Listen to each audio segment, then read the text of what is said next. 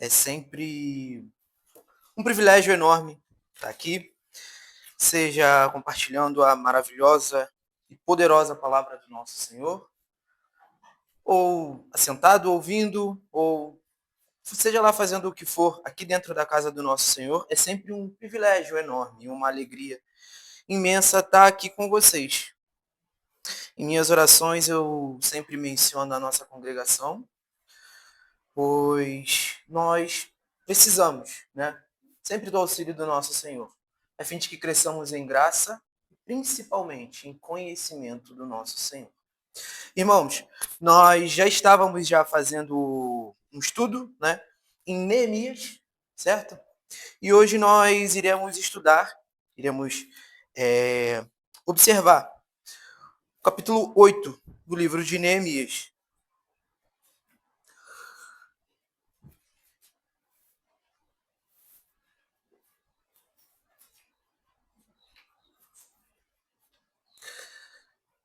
Sim diz a inerrante palavra do Senhor.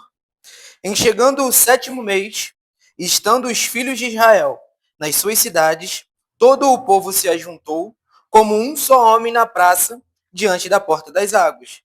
E disseram a Esdras, o escriba, que trouxesse o livro da lei de Moisés, que o Senhor tinha prescrito a Israel. Esdras, o sacerdote, trouxe a lei perante a congregação, tanto de homens como de mulheres, e todos os que eram capazes de entender o que ouviam. Era o primeiro dia do 7º mês, e leu no livro, diante da praça, que estava fronteira à porta das águas, desde a alva até o meio-dia, perante homens e mulheres e os que podiam entender. E todo o povo tinha os ouvidos atentos ao livro da lei. Esdras, o escriba, estava num púlpito de madeira que fizeram para aquele fim. Estavam em pé junto a ele, à sua direita, Matatias, Semá, Anaías, Urias, Hilquias e Maazéias. E à sua esquerda, Pedaías, Misael, Malquias, Razum, Rasbadana, Zacarias e Mesulão. Esdras abriu o livro à vista de todo o povo, porque estava acima dele. Abrindo ele, todo o povo se pôs de pé. Esdras bendisse o Senhor, o grande Deus. E todo o povo respondeu, Amém, Amém. Levantando as mãos, inclinaram-se e adoraram o Senhor, com o rosto em terra. E Jesua, Bani, Serebia, Jamim, Acube, Serebetai,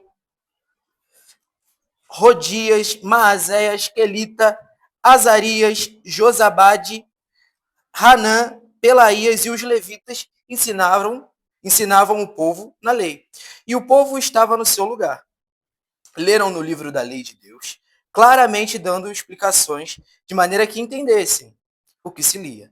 Neemias, que era o governador, e Esdras, o sacerdote e escriba, e os levitas que ensinavam todo o povo, lhe disseram, este dia é consagrado ao Senhor, vosso Deus. Pelo que não pranteeis nem choreis, porque todo o povo chorava, ouvindo as palavras de Deus, ouvindo a palavra da lei. Disse-lhes mais, ide, comei carnes gordas, tomai bebidas doces e enviai porções aos que não têm nada preparado para si. Porque esse dia é consagrado ao nosso Senhor. Portanto, não vos entristeçais, porque a alegria do Senhor é a vossa força. Os levitas fizeram calar todo o povo, dizendo, calai-vos, porque este dia é santo, e não estejais contristados. Então todo o povo se foi a comer, a beber e a enviar porções e a regozijar-se grandemente, porque tinham entendido as palavras que lhe foram explicadas. Verso 13. No dia seguinte, ajuntaram-se a Esdras, o escriba, os cabeças das famílias, de todo o povo, os sacerdotes, os levitas, e isso para atentarem nas palavras da lei. Acharam escrito na lei do Senhor, na lei que o Senhor ordenara por intermédio de Moisés, que os filhos de Israel habitassem em cabanas durante a festa do 7º mês, que publicassem e fizessem passar pregão por todas as cidades e em Jerusalém, dizendo: saí ao monte, trazei ramos de oliveira, ramos de jambuzeiros, ramos de murtas, ramos de palmeiras e ramos de árvores frondosas, para fazer cabanas, como está escrito. Saiu, pois, o povo, trouxeram os ramos e fizeram para si cabanas, cada um no seu terraço e nos seus pátios, e nos átrios da casa de Deus, e na praça da porta das águas, e na praça da porta de Efraim. Toda a congregação dos que tinham voltado do cativeiro fez cabanas, e nela habitou, porque nunca fizeram assim os filhos de Israel, desde os dias de Josué, filho de Num, até aquele dia, e houve muito grande alegria, dia após dia, leu a palavra, leu Esdras no livro da lei, desde o primeiro dia até o último dia, e celebraram a festa por 7 dias. No 8º dia, houve uma assembleia solene, segundo o prescrito. Curvemos a nossa fronte. Mais uma vez, oremos ao nosso Senhor. Senhor Deus, compassivo, clemente e longânimo, que nos sonda e que nos conhece, Pai. Ó Senhor, eis que o teu servo se achega a ti, não em próprio nome, mas sim no nome daquele que tem o nome acima de todo nome, aquele que realmente é justo e que não há maldade nele, Senhor. Eu rogo a ti, Senhor, para que hoje o seu servo que aqui está seja utilizado, ó Pai, seja usado pelo Senhor, seja auxiliado pelo Senhor e seja sabido que foi auxiliado pelo Senhor. Rogo-te também, ó Pai, pela congregação, pelo teu povo, ó, para que o teu povo também entenda, que o teu Santo Espírito ilumine o coração de cada um que está aqui. Assim eu rogo a ti, em nome de Jesus. Amém. Irmãos, até o capítulo 7, nós podemos ver que Neemias, ele tem um empenho muito grande na reestruturação física de Jerusalém. Não é verdade? A gente vê que ele luta contra inimigos, ele faz o muro, ele e o povo de Israel o povo de Judá fazem tudo isso, né?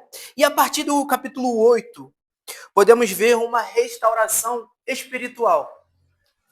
E assim, a gente consegue perceber que em 52 dias ele fez um muro enorme.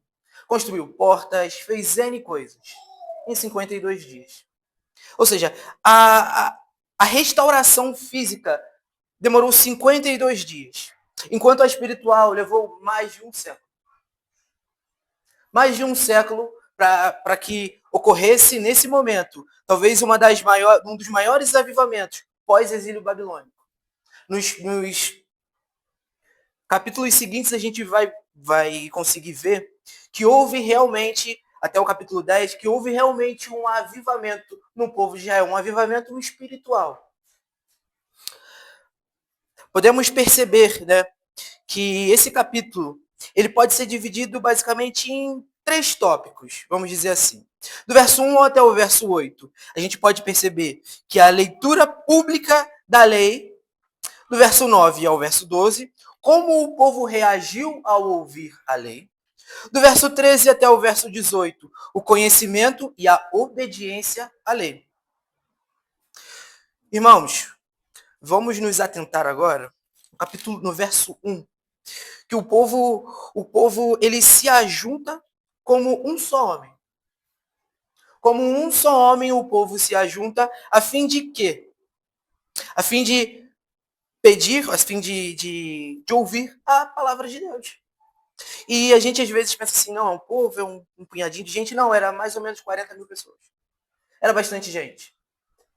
E a gente percebe que tudo isso que o povo ele se ajuntou, isso não vem do povo, não vem propriamente deles. O nosso Senhor ajunta o povo dele, mais de 40 mil pessoas, para ouvir a lei dele. E a gente consegue perceber, né, atentando-se ao verso 2, uma coisa muito, muito proeminente nas escrituras, principalmente, e aqui a gente consegue ver, ó, os homens e as mulheres, e todos que podiam entender, aqui ó, no verso 2. Ou seja, a gente percebe que o Senhor, ele sempre traz ao entendimento as pessoas. Nunca é basicamente assim, os meus sentimentos e eu sinto isso. Não, é sempre, primeiramente, a gente ouvir a Escritura através do nosso entendimento. E a gente vê isso aqui, que primeiramente a Escritura precisa atingir o nosso entendimento. Não existe essa, eu senti, eu gostei de sentir. Não. A gente primeiro entende o que está e depois a gente sente. A gente vai ver isso aqui ao decorrer da exposição, que é muito veemente essa parte de entender. A gente vai conseguir perceber isso no verso 2, parte A, parte B. Tanto os homens como de mulheres, e todos os que eram capazes de entender. Aí no verso 3 a gente vê aqui, no final também, perante homens e mulheres, os que podiam entender. E aí você pensa assim, tá, você falou a mesma coisa, sim, exatamente. Porque na escritura, diferente do nosso povo, o nosso povo hoje, quando a gente quer escrever alguma coisa e enfatizar alguma coisa, o que a gente faz? A gente coloca em negrito, a gente escreve em maiúsculo. O judeu não. O judeu era um pouquinho diferente. Quando ele queria enfatizar alguma coisa, o que ele fazia? Ele repetia. Não é verdade? Um exemplo clássico é aqui, em Isaías capítulo 6, verso 3. E clamavam uns para os outros, dizendo, Santo, Santo, Santo é o Senhor dos exércitos. Toda a terra está cheia da sua glória. E vemos aqui nesse verso 2 e verso 3, essa mesma estrutura. Mesmo que não repetidamente um atrás do outro, a gente consegue ver que o Senhor, que o povo, sempre que queria repetir alguma coisa, dar uma ênfase, ele repetia aquilo. E essa mesma estrutura é vista aqui. Se a gente abrir o livro de Provérbios, por exemplo, a gente vai ver muito disso. Às vezes a gente fala assim, nossa, no livro de Provérbios talvez tenha muita repetição de muitas coisas, mas é exatamente porque o escritor daquele livro ele queria dar ênfase. Olha, tema ao Senhor. Olha, prestem atenção na lei do Senhor. Você vai ver isso em toda a escritura. Por quê? Porque o nosso povo ele precisa sempre estar centrado na palavra de Deus. E uma das coisas que sempre que a gente vai ouvir a palavra de Deus, meditar na palavra de Deus, é uma coisa que talvez tenha um pouco no nosso tempo tenha se perdido, é a solenidade. É entender que quando nós nos assentamos para ouvir, nos assentamos para meditar, é um momento solene.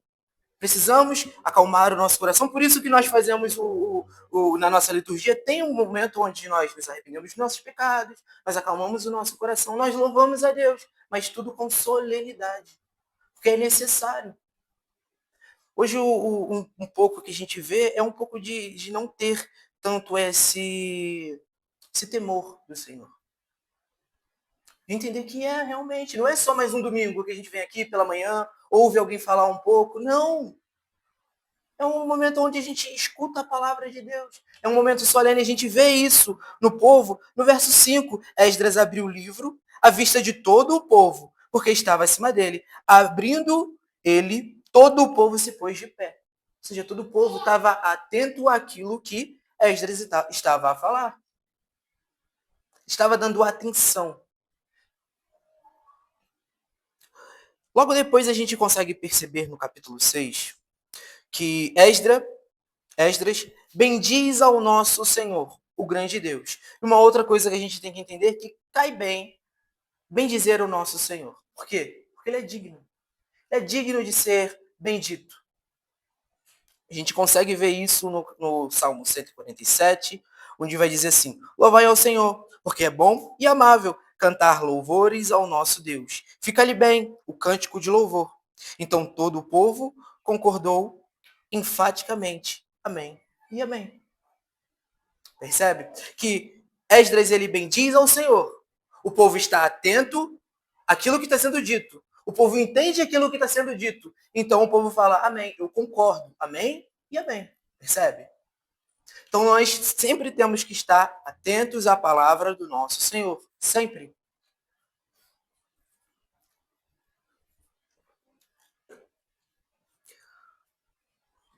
Seguindo mais abaixo, para fechar esse primeiro bloco, no verso 7 e verso 8, nos mostra duas coisas. Que a obra de Deus e a edificação do povo de Deus não é feita por lobos solitários. Ou seja, igual a gente estava falando no nosso estudo mais cedo, eu vou ser cristão, eu vou adorar o meu Deus lá na minha casa. Não. Não existe isso. Ah, eu vou fazer a edificação. Não, não existe isso. Sozinho não existe. E a gente vê. A gente vê aqui, olha, no verso 7 e no verso 8, quantas pessoas são ditas aqui, são mencionadas aqui. Por que isso? Porque a gente sabe que Esdras estava sendo auxiliado. Porque imagina, você está num lugar, mesmo que você esteja mais alto do que o povo, 40 mil pessoas, 20 mil pessoas, é muita gente. Não teria como ele falar e todo mundo escutar de uma vez só, não teria como. Percebe? Percebe que o povo, que ele estava sendo auxiliado, ou seja, o nosso Senhor utiliza dos seus servos e nós somos auxiliados uns pelos outros. Por isso que a Escritura é bem clara quando diz assim, não deixar de congregar, não deixar de congregar. Precisamos estar reunidos. Ou seja, a palavra do Senhor, ela é forte, ela é viva e eficaz, mas aprove ao Senhor que assim fosse feito. Que nós um auxiliasse o outro. Não é bom que o homem fique só, não é bom que tenha uma só pessoa, porque se você cai, o outro consegue te ajudar a levantar. Não é verdade? E a outra coisa, o que eu já tinha dito, é a importância de entender a palavra de Deus. Não adianta a gente abrir a Bíblia, ler 20 capítulos em um dia só, e não entender absolutamente nada. Não adianta. Nós precisamos abrir a Bíblia, abrir a Escritura, ler o que foi escrito, entender o que está sendo escrito. Ah, eu não entendi, busque entender. E é assim que deve ser. É esse o é esse o trabalho do crente. É nós conseguimos entender as belezas que foi escrita aqui. Glória tal que nós não conseguimos compreender tudo. Charles Spurgeon tinha o costume de falar assim, bem, eu não compreendo quase nada da glória de Deus. E o pouco que eu compreendo, eu não consigo transmitir para vocês nem a metade do que eu compreendo. Entende? Esse é um dos motivos. Vamos agora para o segundo ponto, para a segunda parte, que nós vemos o quê? Que quando nós, entendemos a palavra de Deus, olhamos a palavra de Deus, entendemos a palavra de Deus, aquilo não pode ser assim, simplesmente assim, eu entendi. Não. Aquilo tem que trazer mudança na nossa vida. Transformação. O povo, ao ser confrontado pela lei de Deus, o que o povo faz? O povo chora. A gente vê que o povo, ele se arrepende do peso do pecado. É igual como nós estávamos falando na nossa liturgia, que o pecado ele pesa. E o povo sentiu o peso do pecado. Mas por que o povo sentiu? Porque eles entenderam a lei de Deus. Porque se a gente não entende a lei de Deus, a gente não entende o que é pecado. Não adianta. Não adianta, você vai chegar para alguém na rua e falar assim, você é pecador, eu sei. Mas o que significa isso para ela? Ela não tem ideia do que significa isso. Porque ela não conhece a lei de Deus. Não é? O apóstolo ele vai falar exatamente sobre isso. Que se não fosse dito para ele que desejar as coisas ali era pecado, ele não saberia que aquilo é pecado. Não é verdade?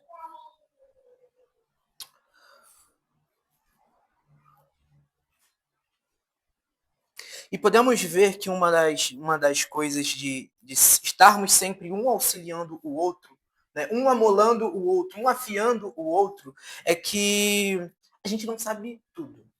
Não sabemos tudo. Sabedoria não nasceu comigo, sabedoria não nasceu com Gabriel, sabedoria não nasceu com Milena, sabedoria não nasceu conosco. Então a gente vê aqui, olha, no verso 10 e verso 11, acompanha comigo. Disse-lhe mais, desculpa, verso 9,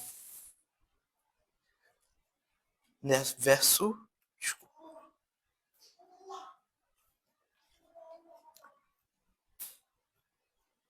verso 8, perdão. Leram no livro da lei de Deus, claramente dando-lhe explicações de maneira que entendesse o que se lia. No verso 9 agora.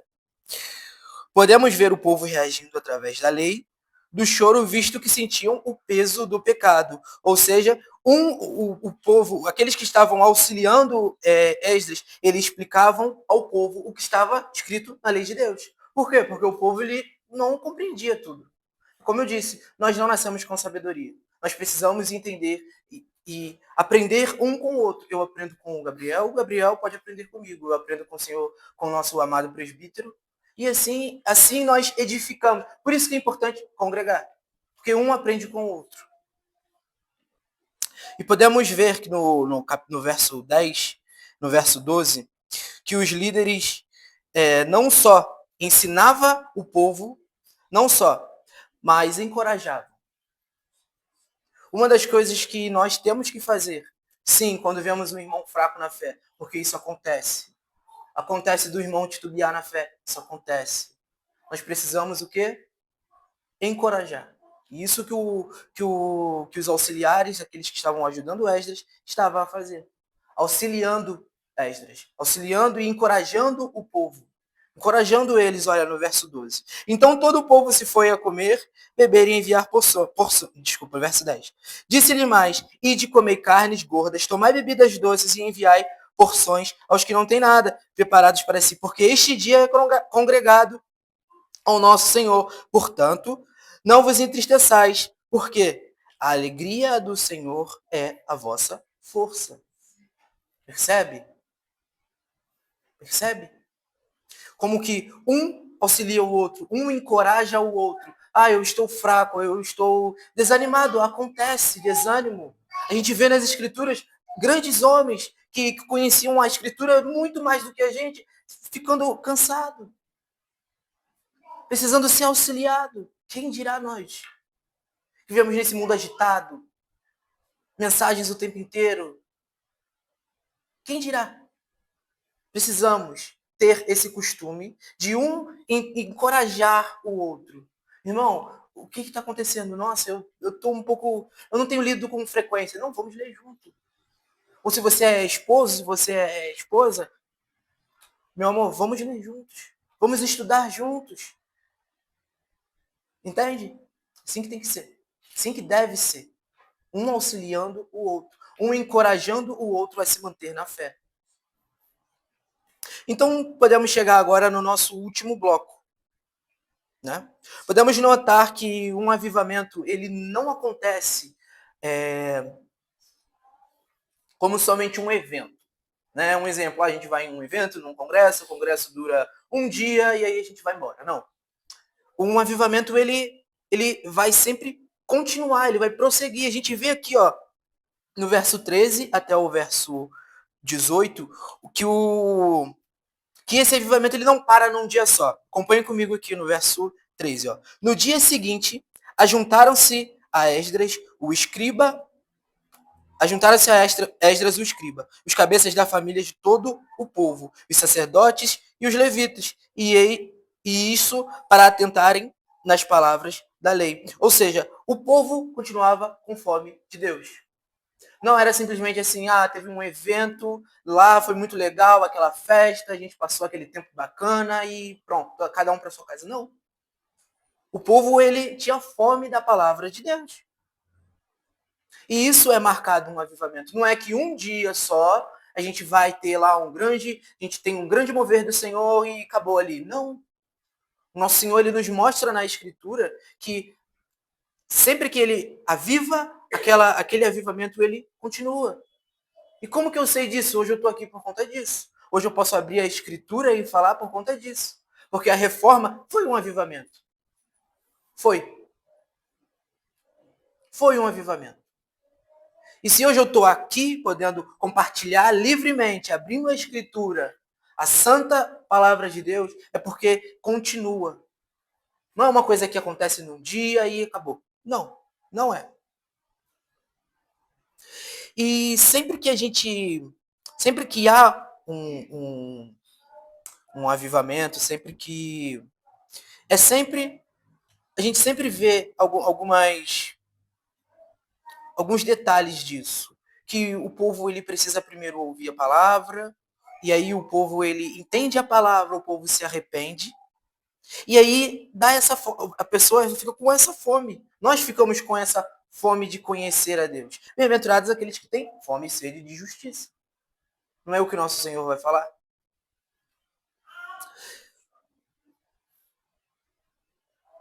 E aí a gente consegue perceber que esse povo aqui, esse Esse povo de Judá, eles nunca tinham comemorado essa festa.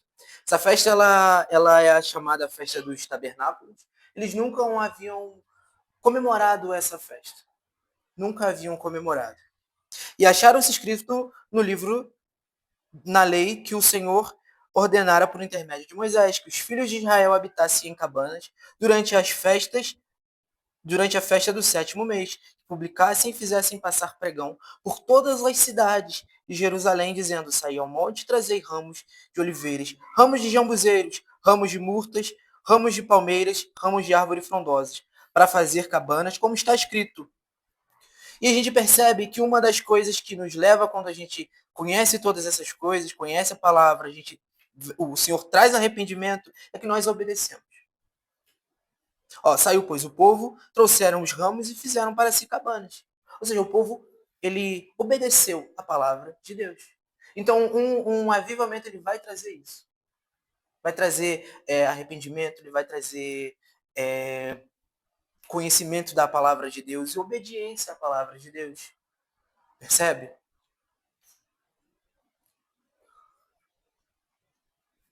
E uma das coisas que sempre tem que estar sempre atento, nós principalmente no nosso meio a gente não vê tanto, mas infelizmente daqueles que se dizem cristãos e que não são, é que eles falam que há um grande avivamento de Deus. Nossa, hoje teve um grande mover do Senhor.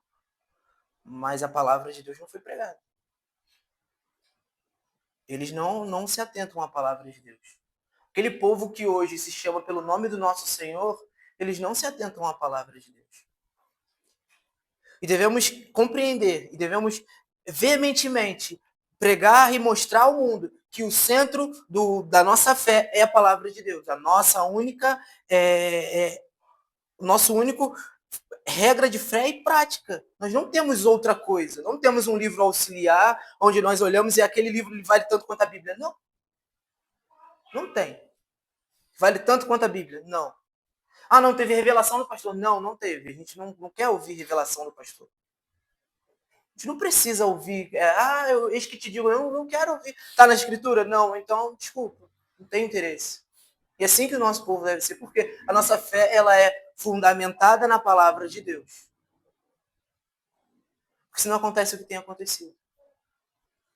O povo se chama pelo nome do nosso Senhor, desonra o nome dele e acredita que está tendo um grande mover. Bem, é muito perigoso quando aqueles que se dizem povo do Senhor se afastam da lei dele. Eu trago para vocês uma meditação em relação a isso. Imagine só que você está num campo, e nesse campo ele é um caminho estreito de terra, à sua direita há uma vegetação alta, à sua esquerda há uma outra vegetação alta. Ou seja, você não consegue ver de forma panorâmica o que está no alto nem embaixo, não é?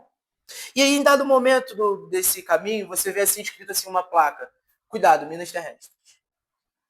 Aí eu te pergunto, você pegaria o seu facão e começaria a cortar o mato, tentar abrir um novo caminho? Eu acredito que não. E se alguém ousasse chegar a você e falar assim, bem, vamos abrir um novo caminho. Esse caminho estreito, sabe, é complicado. Eu não tô muito bem com ele, não. Vamos fazer umas coisas novas. A gente desce, vamos fazer, vamos ser um progressista, vamos fazer uma coisa nova. Vamos. De duas uma, você o repreenderia? E se isso não resolvesse, você iria se afastar o máximo possível. Porque hora ou outra ele ia pisar numa mina terrestre. Hora ou outra ele iria causar a destruição dele e a destruição de muitos daqueles que estão ao redor dele. E isso representa bastante que a palavra do Senhor, ela tem que ser o centro. Ela precisa ser o centro de toda a nossa vida. Ela é o centro quando nós vamos comer, beber, seja lá o que formos fazer, trabalhar, estudar, é a palavra do Senhor. Tem que ser. Porque senão a gente acaba correndo o risco de pisar em minas terrestres. E é muito perigoso. E nós temos que realmente mostrar ao mundo, realmente. Mostrar ao povo, mostrar ao mundo na forma que nós vivemos, na forma que nós nos comportamos, que a palavra do Senhor é o centro da nossa vida. Nós submetemos a nossa vida à palavra do Senhor. E a palavra do nosso Deus, ela é muito clara em muitas coisas. Na verdade, em quase todas as coisas, em todas as coisas, ela é muito clara. Ela pode não ser muito simples de entender, muitas coisas, mas ela é bem clara. Principalmente quando diz respeito no que o nosso Deus gosta e no que o nosso Senhor Deus não gosta. Ela é bem clara em relação a isso. Ela é muito clara. Nosso Senhor Deus, ele não gosta de traição. Nosso Senhor Deus, ele não gosta de mentira, mas ele gosta de fidelidade e verdade. Aqui, é só abrirmos que nós vamos ver de Gênesis e Apocalipse. Exatamente isso. A nossa única autorização é para fazer no culto, na nossa vida, aquilo que está dentro das Escrituras. Nós não temos autorização para fazer nenhuma outra coisa. Por isso que nosso culto ele tem uma liturgia. Não é porque o pastor um dia ele chegou aqui e falou assim, bem, gente, bem, vamos fazer assim, assim, assim. Não.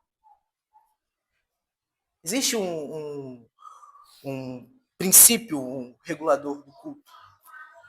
Existe. Para quê? Para que nós não façamos como tem acontecido, vire bagunça.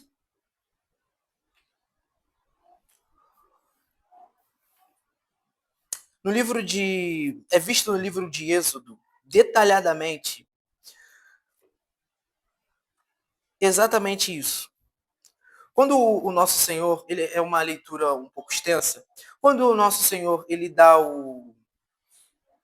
as instruções ao povo de como construir o tabernáculo. E às vezes a gente vê lá, a tábua desse tamanho, eu quero material tal. E a gente pensa assim, nossa, é muito detalhe. Sim, é muito detalhe. Porque igual eu disse, nosso Senhor, ele é muito claro naquilo que ele quer, naquilo que ele gosta. Ele não fala assim, me adore. E não te dá como adorar ele. Me ame, mas ele não te fala como amar ele. Não. Ele mostra dentro das escrituras como que você ama ele, como que você adora ele, como você lida com falsos profetas. Pode ter certeza. E, infelizmente, no nosso tempo, a gente vive com dois grandes problemas. Né? Dois opostos. Um é o liberalismo teológico. Ou seja, aquele pessoal que fala assim, vamos, acho que a Bíblia precisa ser atualizada. Vamos atualizar a Bíblia. Que tal? Vamos. Vamos por um lado e atualizar a Bíblia. Vamos. Acho que ela está precisando. Muito antiquada, muito tempo atrás. 2000 anos. Por que isso? Vamos atualizar. E esse câncer ele tem matado milhares e milhares de igrejas pelo mundo afora. Igrejas na Europa, igrejas em outros lugares, elas têm morrido por conta disso. Tem matado igrejas esse câncer. Ou seja, não está centrado na palavra de Deus.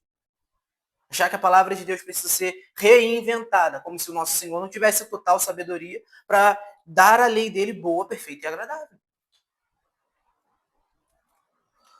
Isso nos mostra e nos ensina que não devemos nos afastar jamais da lei do nosso Deus. Jamais.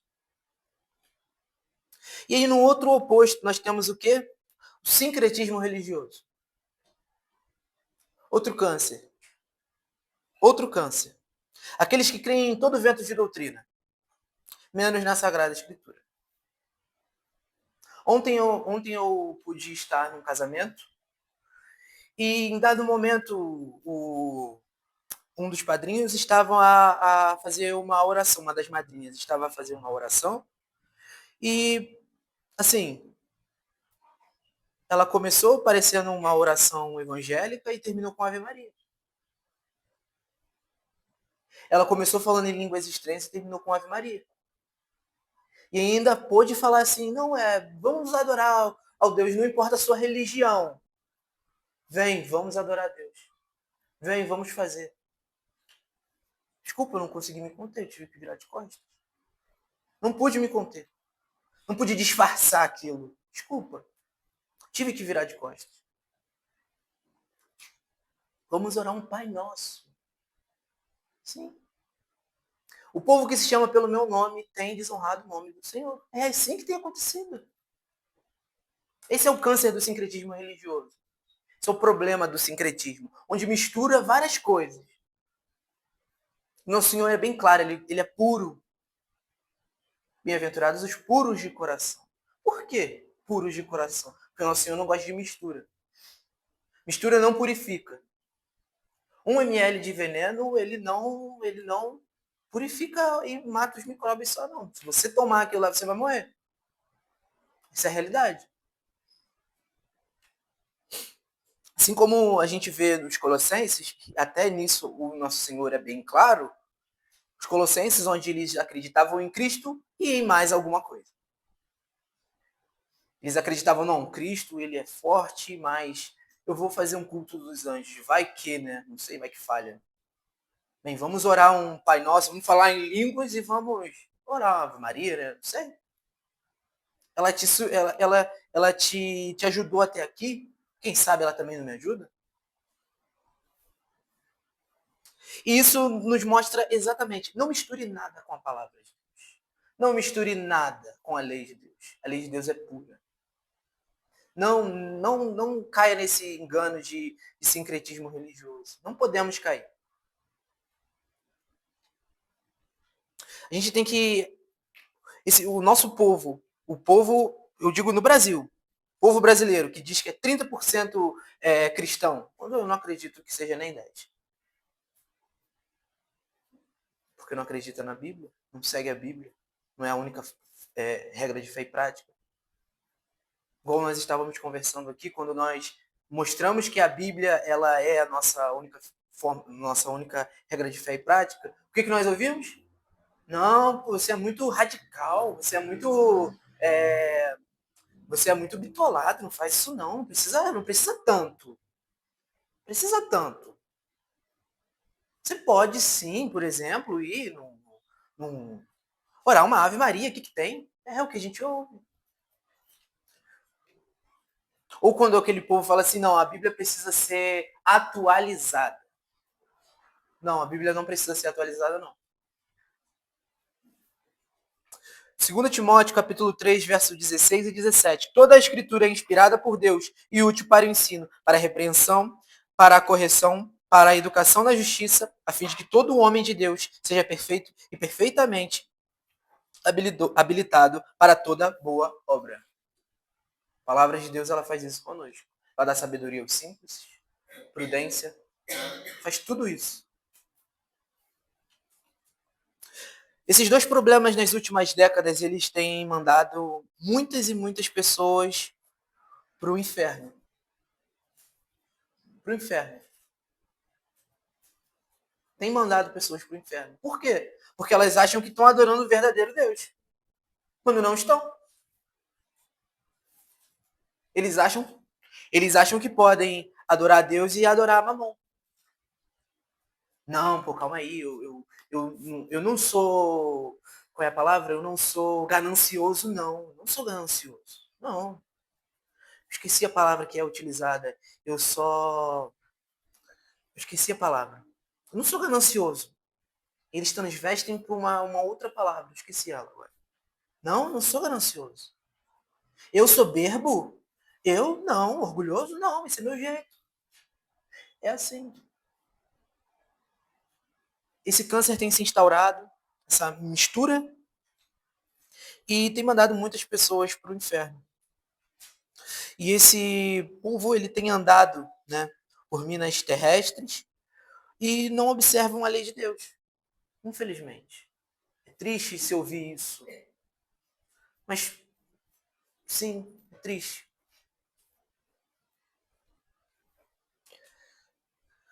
E a nós, como que cabe isso? O que cabe a gente? Efésios 5, capítulo 15, verso 17, vai falar. Portanto, vede prudentemente como andais, não como necios, e sim como sábios, remindo o tempo, porque os dias são maus. Por essa razão, não vos torneis insensatos, mas procurai compreender qual é a vontade do Senhor. Esse é o nosso trabalho. Entender qual é a vontade do Senhor. Enquanto o mundo ele acredita nesse sincretismo nessa loucura de querer atualizar a Bíblia, nós não. Nós andamos como prudentes. É assim que andamos. Prudentemente, remindo o tempo porque os dias são maus.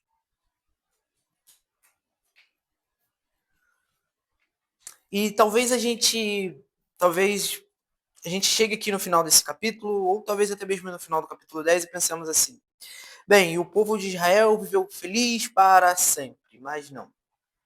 Ainda há 5 capítulos ainda. E no último capítulo, como o nosso irmão Lucas, sermão passado, ele nos falou, que o povo ele acabou se afastando da lei de Deus. O povo acaba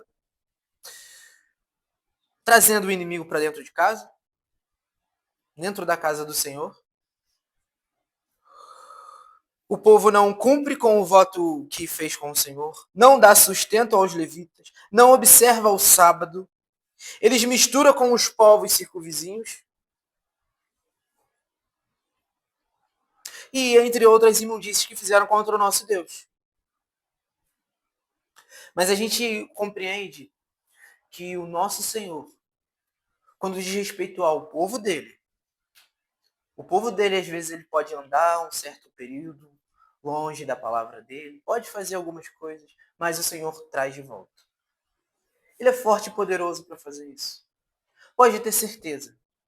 Às vezes a gente ouve assim: bem, Deus tem um plano maravilhoso para a tua vida. Maravilhoso. Mas se você não cooperar, um anjo do Senhor, não era, não, o Senhor não pessoalmente foi. Um anjo do Senhor matou 185 mil pessoas. Um anjo do Senhor matou 185 mil pessoas. Com uma palavra, o Senhor fez todas as coisas. Disse, haja e ouve.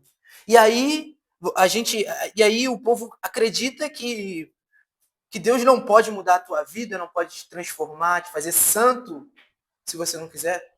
Isso não existe, gente. Se a tua mãe e teu pai tinham mais poder sobre você, quem dirá o Senhor? Tinha poder sobre você, quem dirá o Senhor? Se a polícia tem poder sobre você, quem dirá o Senhor? Se o Estado tem poder sobre você, quem dirá o Senhor? Então ele traz o povo dele.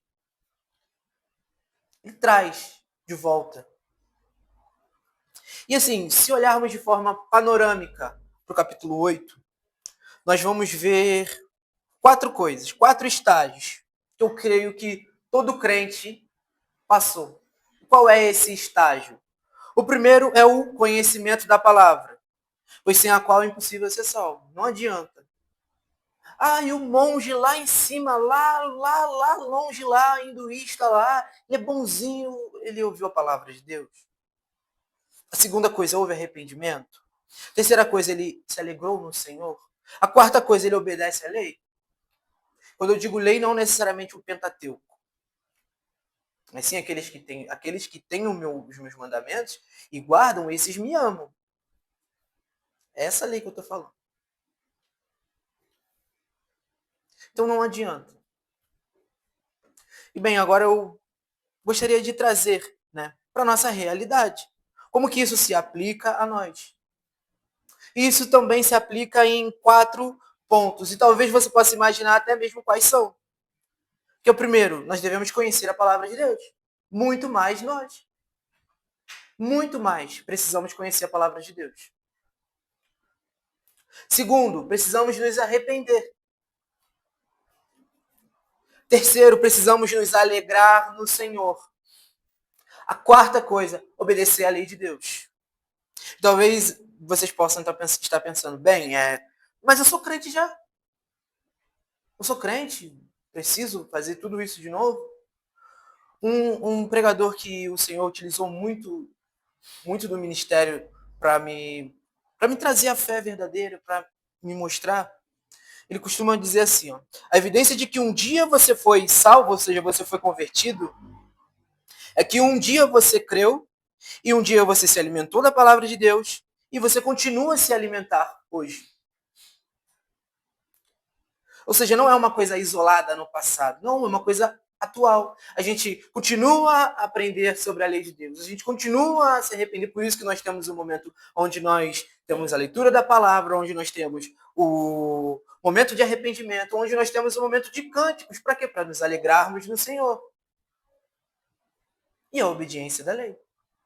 Ainda hoje nós continuamos a fazer isso. Até quando? Até que venha o tempo em que ou o nosso Senhor voltar, ou ele nos levar até ele.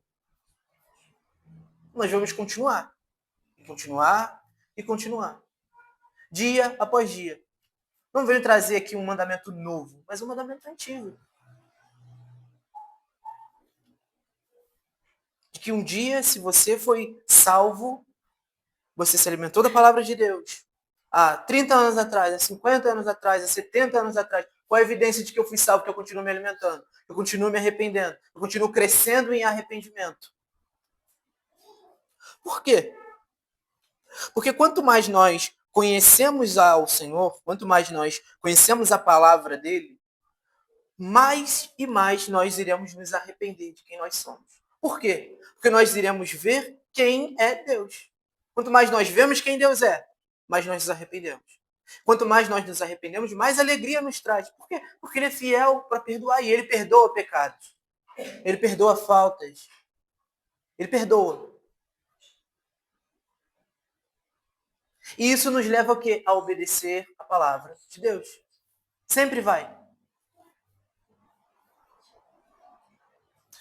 Sempre vai nos levar a ter uma visão mais alta, mais clara e mais elevada a respeito de quem é Deus na pessoa de Jesus Cristo. Não é que todas as coisas cooperam para o nosso bem? É exatamente isso.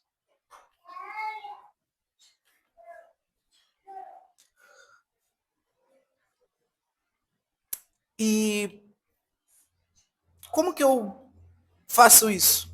Será que eu posso fazer? Será que eu consigo fazer? Por conta própria, não. Mas eu quero encorajar que no Senhor nós podemos. Nele nós podemos. Olha como é dito em João, capítulo 14, verso 13 ao verso 15. E tudo quando pedires em meu nome, isso eu farei, a fim de que o Pai seja glorificado no Filho. Se me pedirdes alguma coisa em meu nome, eu o farei. Se me amais, guardareis os meus mandamentos. Percebe? Esse é mandamento.